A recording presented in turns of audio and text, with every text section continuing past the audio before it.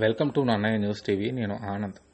ఆదికవి నన్నయ్య విశ్వవిద్యాలయంలో ఆంధ్రప్రదేశ్ రాష్ట్ర ప్రభుత్వ ఉత్తర్వుల మేరకు నందమూరి తారక రామారావు జయంతి కార్యక్రమాన్ని నిర్వహించారు.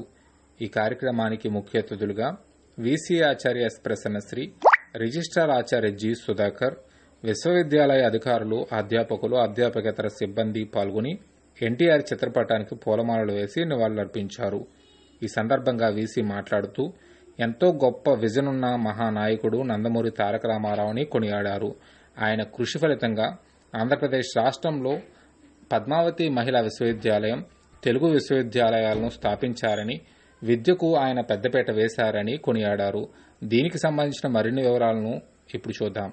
ఒక రాజకీయ విషయం ఉంటే సిస్టమ్ అంతా కూడా ఆటోమేటిక్గా కొంచెం మొదటి రోజుల్లో కష్టం ఉన్నప్పటికీ కూడా over a period of time మార్పుని ప్రేమించేవాళ్ళు చాలా గట్టివాళ్ళు, సిస్టమ్ని గౌరవించేవాళ్ళు చాలా ఉన్నతులు,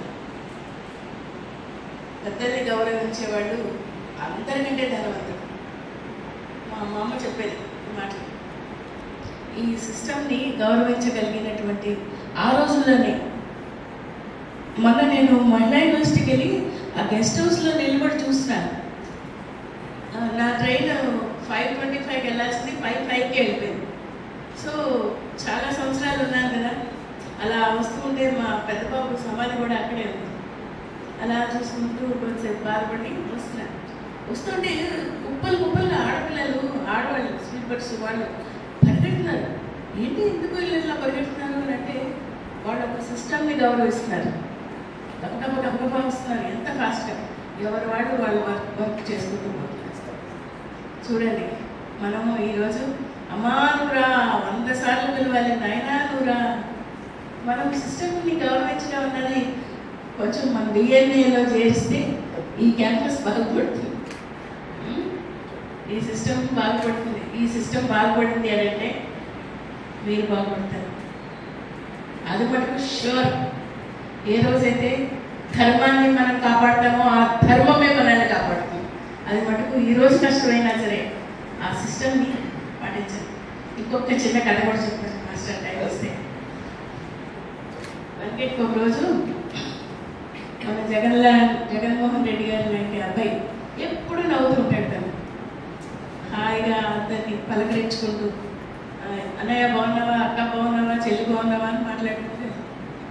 అయితే అతను వస్తున్నాడంటే గేట్లో ఉన్న వాచ్మెన్ దగ్గర నుంచి, ఆఫీసర్స్ దగ్గర నుంచి, సూపర్వైజర్స్ అందరి దగ్గరికి అతనంటే చాలా ఇష్టం. ఇవాళ తను వచ్చాడా అని అనుకునేవారట. మొదట్లో ఎట్రా పిచ్చోడు, ఏమిటిలా వస్తున్నాడు అనుకునేవారట. ఓన్లీ పీరియడ్ ఆఫ్ టైం తిన్న అందరినీ పలకరించడం అలవాటైపోయి మనుషులు తన పలకరింపు చూడండి, పలకరింపుకి ఎంత శక్తి ఉంటుందో. ఇరా నాన్న ఎలా ఉన్నావు అని అంటే బాగుంటుంది, కానీ ఏమిటి ఎలా ఉన్నావు అని అంటే మనిషికి తట్టుకుంటుంది కదా, మనసు కష్టంగా అనిపిస్తుంది. నాకైతే ఎవరైనా ఎలా ఉన్నావు అంటే నచ్చదు. ఇరా నాన్న ఎలా ఉన్నావు అంటే ఒక ప్రేమ అనేది వస్తుంది. ప్రేమ అనేది ఒక తరంగం, ఈ మనసు నుంచి ఆ మనసును అలా కొడుతుంది. సరే, ఈ బాగా ఏం చేసేవాటే అందరినీ అలా పలకరించుకుంటూ పోయేవాట. అదేమిటి, ఒక కెమికల్ ఫ్యాక్టరీ. అనుకోకుండా ఒకరోజు ఆ కెమికల్ ఫ్యాక్టరీలో ప్లాస్టిక్ అయిపోతే అందరూ గబ్బగా పరిగెట్టుకొని వచ్చేసారు. పరిగెట్టుకొని వచ్చేసిన తర్వాత లెక్క పెట్టుకుంటున్నారు. 1, 2, 3, 4 పొద్దున వెళ్ళినాడు 100 మంది కదా, 100 మందిలో 99 ఉన్నారు, 100 ఇంకోట్లేరు. ఆ 100 నెంబర్ ఎవరు అనుకుంటుంటే, అరే అందరూ చూడండి ఆ రోజు మనల్ని పలకరించి ఆయన ఉన్నాడా లేదా అని. పాపం అక్కడ బ్లాస్ట్ అవుతున్న విషయం ఈయన బయటికి రాలేనటువంటి పరిస్థితుల్లో అలాంటి చక్కటి తల్లి, ఒక తల్లి గట్టిగా ఫాస్ట్గా పరిగెట్టుకుని వెళ్ళి అలా రానా నువ్వు అని చెప్పిపోయి అతను తీసుకొని వచ్చిందట.